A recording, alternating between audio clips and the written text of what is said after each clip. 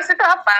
Membaca hal-hal yang bermanfaat gitu, membaca hal-hal yang bermanfaat, seperti ada buku digital yang seperti Umi Muslimah bilang tadi kan, dan juga bagaimana motivasi orang tua untuk anaknya yang seperti Bu Andi itu di karena saya punya grup khusus Bunda PAUD juga, dan itu saya gabung semuanya, baik dari yang PAUD, TK, SD, SMP, saya gabung semua gitu kan.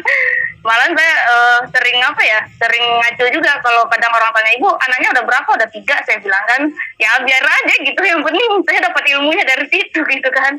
Nah jadi ada gitu. Nah jadi kalau dari PAUD itu saya gabung sama Bunda ini, itu juga pengurus, ada PAUD juga, ada Bunda Dewi dari Mampang Perapatan, juga PAUD Bunda Mulia gitu ya, Budi Mulia ya. Nah itu juga memang kita membahas hal-hal bagaimana minat anak membaca gitu. Remaja itu dibentuk dari anak-anak ya. Nah jadi dari anak-anak. Jadi kita nggak bisa jeblos gitu kan, udah gede udah baca aja gitu kan, nggak bisa gitu. Jadi akses itu, kalau akses ya menurut saya itu tidak sulit lagi sebenarnya.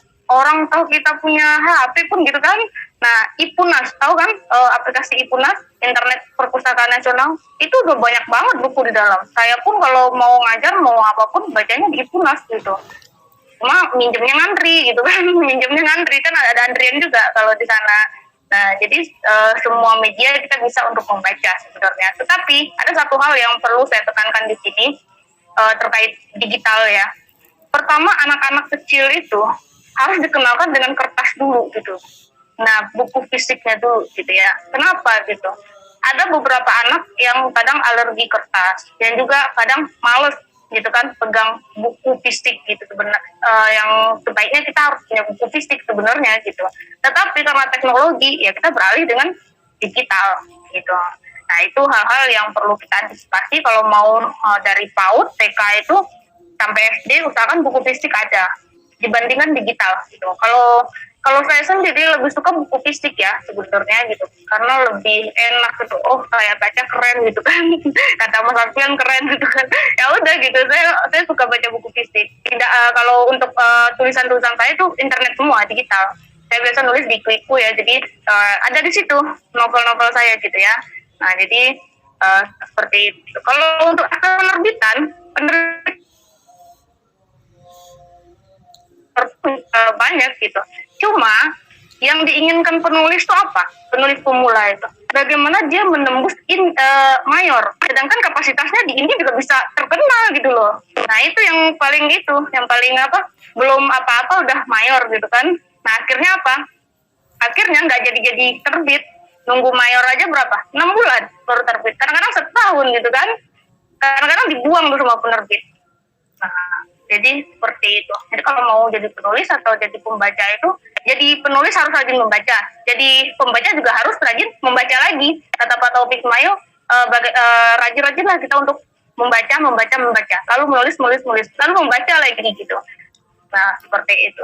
Jadi untuk akses menurut saya juga nggak terlalu sulit lagi, kecuali di lingkungannya tidak ada yang namanya jaringan internet. Nah, itu juga sangat luar biasa itu susahnya gitu ya. Begitu ya Mas Heri, silakan.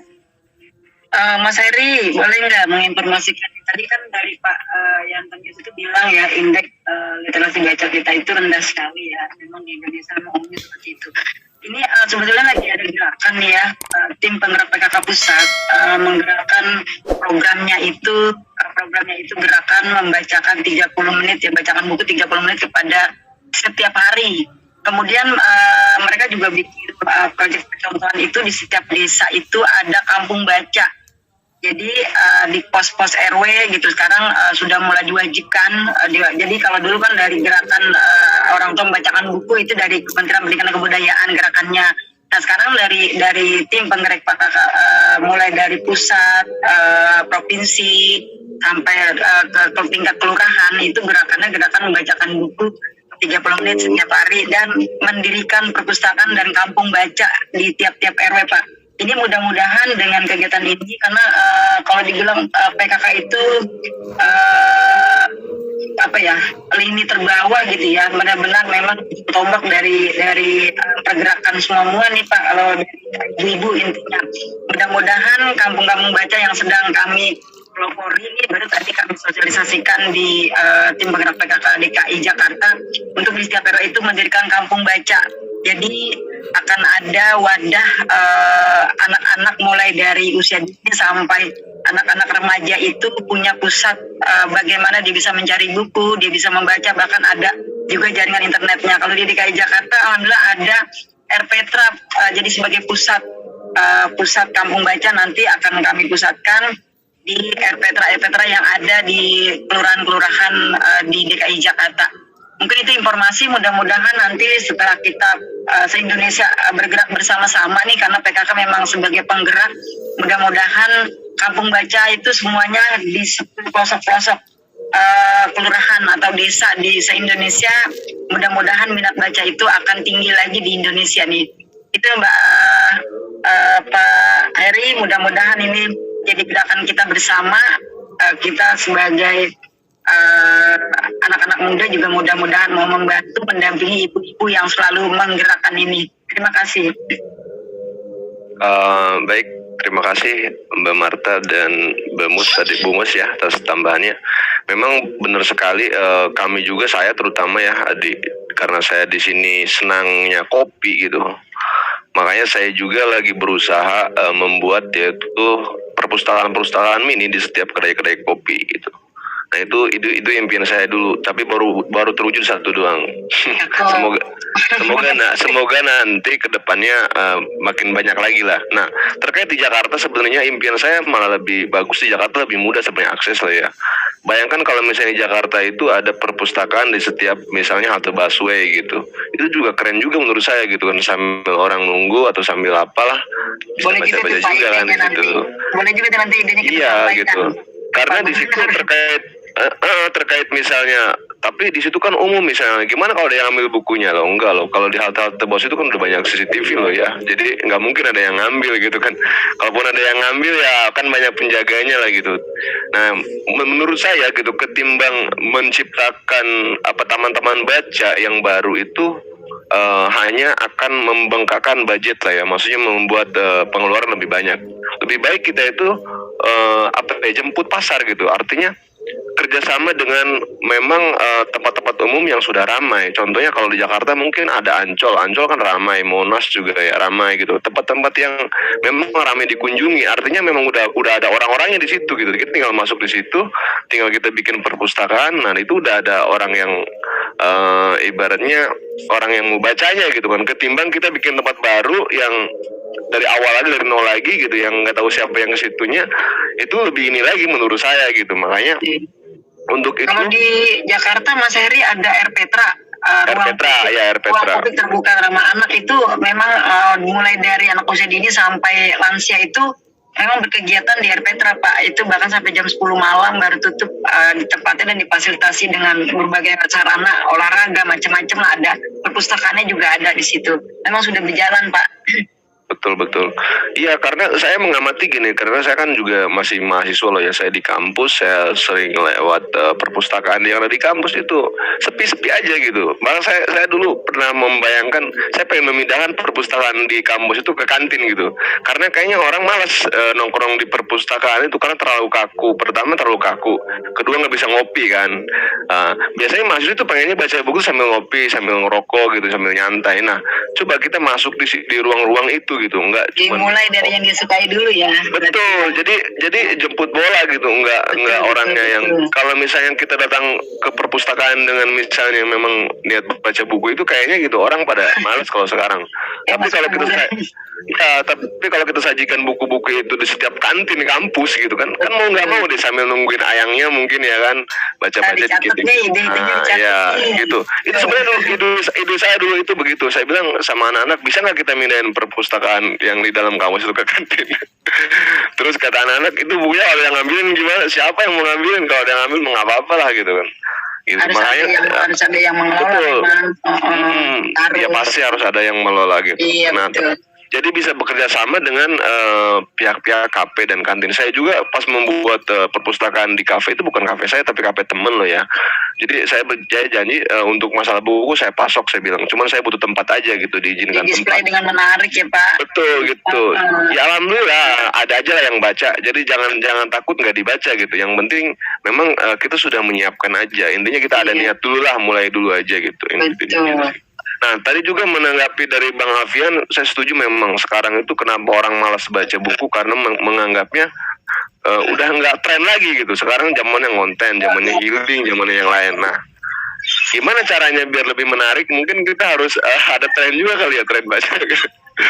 Apa tren selfie baca buku apa segala macam lah gitu.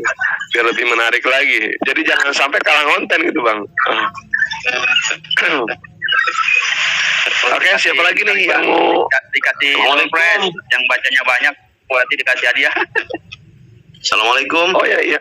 Yang Waalaikumsalam, Pak Samsuri. Ya, siapa nih? Yang Mungkin saya Pak ingin Prianto ya? Yang mana nih? Oh, yang Pak Samsuri. Oke, silakan. Silakan duluan aja dulu. saya ingin silakan. baik satu kalimat dari orang bijak bahwa manusia itu dibesarkan oleh lingkungannya ya.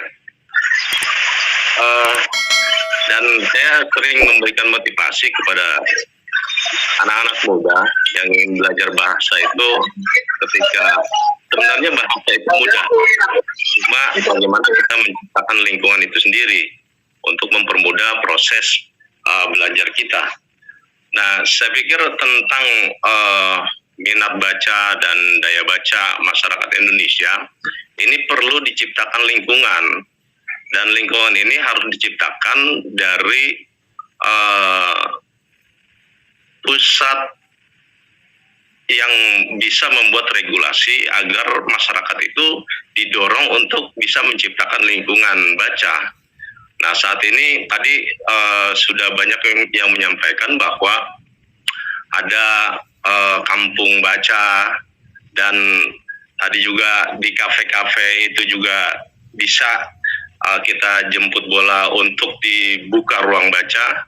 Nah, sementara selama ini kan pemerintah di Indonesia ini lebih banyak membuka ruang bermain tetapi tidak disertai dengan ruang baca. Nah, ini yang menjadi akhirnya masyarakat khususnya anak-anak muda itu menjadi kurang minat baca atau daya bacanya kurang. Nah, saya kira memang perlu diciptakan lingkungan itu, terutama yang mempunyai kebijakan untuk membuat regulasi untuk mendorong masyarakat, terutama melalui pemerintahan di tingkat bawahnya, di tingkat provinsi, kabupaten, desa, dari desa terus ke RT RW-nya. Nah, ini harus ada regulasi yang mendorong agar masyarakat itu bisa menciptakan lingkungan baca. Nah, ini saya kira sangat penting karena memang biar bagaimanapun manusia itu dibesarkan oleh lingkungannya, dan ketika lingkungannya itu adalah lingkungan baca, maka akan terbangunlah daya dan minat baca masyarakat, khususnya anak-anak muda. Saya pernah ya terinspirasi ketika main ke Indramayu. Ternyata di Indramayu itu ada satu regulasi yang mewajibkan sekolah diniyah. Nah, sekolah diniyah ini di luar sekolah formal yang mereka di tingkat SD ketika masuk SMP dia wajib punya ijazah diniyah. Ketika yang SMP lulus mau masuk SMA dia wajib punya ijazah diniyah. Nah, ini saya terinspirasi untuk Bekasi Kabupaten. Itu sempat saya diskusikan ke beberapa tokoh agama di Kabupaten Bekasi dan tokoh pemuda juga, dan juga dari pemerintahan sendiri. Saya sempat diskusikan, saya sempat sampaikan ide itu. Karena apa? Karena ketika regulasi wajib diniyah itu dikeluarkan, maka ruang anak untuk bermain, ruang anak untuk nongkrong, ruang anak untuk pegang gadget itu akan sangat sempit, sehingga mereka lebih kepada belajar. Dan itulah regulasi yang bisa menciptakan bagaimana lingkungan masyarakat itu tercipta lingkungan belajar.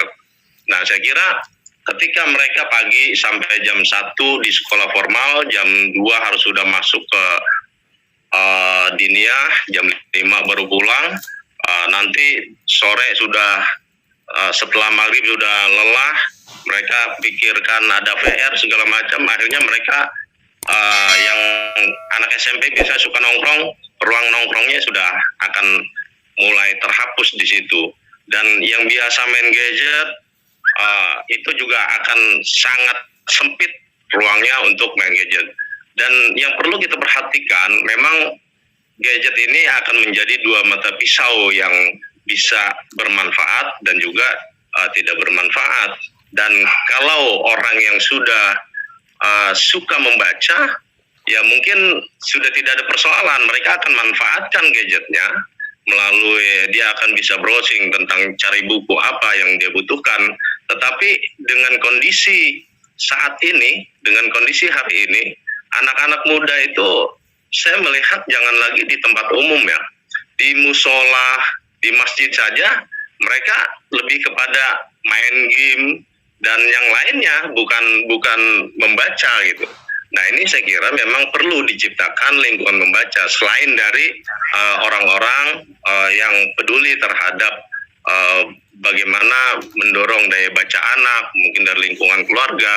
Dan saya melihat khususnya di Bekasi ini, ruang baca di Bekasi itu untuk tingkat kecamatan, tingkat desa, RT RW itu sangat minim. Jadi pemerintah itu lebih mengedepankan ruang bermain dengan tidak memikirkan ruang baca. Nah, ini yang menjadi persoalan sehingga tidak tercipta lingkungan membaca di banyak wilayah lah di Indonesia ini. Nah, itu yang menjadi persoalan. Jadi saya kira perlu diciptakan ruang baca sebanyak-banyaknya dan itu harus didorong melalui regulasi di pemerintah tingkat pusat sampai ke tingkat paling bawah. Mungkin itu dari saya. Terima kasih. Assalamualaikum warahmatullahi wabarakatuh. Waalaikumsalam warahmatullahi wabarakatuh. Saya setuju Pak Samsuri, benar banget itu. Memang jalan pintas atau jalan yang paling cepat untuk suatu perubahan adalah memang didukung oleh regulasi yang kuat lah ya, oleh pemangku kebijakan itu intinya kan begitu. Nah, kita harapkan nanti dari hasil diskusi ini, mungkin kan di sini juga ada rekan-rekan dari VERS gitu, bisa sedikit kita gaungkan lah, semoga nanti terdengar oleh pemangku-pemangku kebijakan dan semoga nanti ada juga gitu regulasinya yang memang mendukung tentang ruang baca ini gitu. Jangan sampai kalah sama ruang bermain ya Pak ya. Karena di mall pun sama gitu, kebanyakan ruang bermain. Ketika ada perumahan baru yang mau dibuat, yang dibuat pertama itu ruang bermain dulu malah kan, bukan ruang bacanya dulu gitu. Nah, itu juga mungkin jadi diskusi kita lah pada malam ini. Sudah berbicara kebijakan pemerintah, sebenarnya gini Kang, ketika misal ada orang mau buka usaha kafe, kayak abang udah masuk nih perpustakaan di kafe kan. Nah, ketika pemerintahnya sudah benar-benar peduli, bukan hanya memberikan himbauan atau keinginan, menyampaikan keinginan, mereka ketika ingin izin, saya mau buka usaha di sini, mau buka kafe, itu harus dijadikan salah satu syarat. Ini harus dibuka ruang baca ya. Nah, itu ketika sudah menjadi salah satu syarat, itu akan menjadi proses bagaimana membentuk lingkungan ruang baca di setiap wilayah dan setiap daerah. Betul. Ya, itu setuju banget, itu yang kita harapkan lah. Nah, nih Pak Samsuri, terima kasih tuh masukannya. Ini kan kalau di PKK itu kan rata-rata Bunda PAUD ya Pak. Bunda PAUD itu sebagai isi-isi dari pejabat-pejabat mulai dari Menteri Kemendagri, kemudian gubernur gitu ya, pokoknya sampai ke RT gitu ya. Mudah-mudahan ya nanti dari Bapak gitu kita bisa kasih masukan ke para yang mempunyai kebijakan gitu Pak. Memang nih berarti mudah-mudahan nih program dari PKK itu untuk menyiapkan satu kampung baca di setiap RW itu, mudah-mudahan nanti ini ide dari Bapak kita minta didukung sama Pak Lurah paling tidak ya. Mudah-mudahan benar-benar bisa berjalan gebrakan PKK ini untuk mendirikan kampung baca di setiap RW. Ini lagi cari percontohan dulu nih Pak, dari 34 provinsi kita lagi bergerak di tingkat provinsi, mengunggulkan kami di DKI mengambil dari 700 sekian RW Kalau DKI sih Bu, saya sangat yakin pasti bisa, karena memang pimpinan daerah DKI itu memang orang pendidikan dan sangat peduli terhadap pendidikan, sangat luar biasa. Ada perpustakaan pada rumahnya. Saya kira ketika usulan itu didorong langsung ke Pak Gubernur pun pasti akan direspon positif itu. Siap Pak, alhamdulillah saya kebetulan dekat sama Bu Ferry, nanti saya akan sampaikan agar dibisik-bisikan lagi ke para sampai ke kelurahan-kelurahan agar kamu baca ini bisa tercipta dengan baik.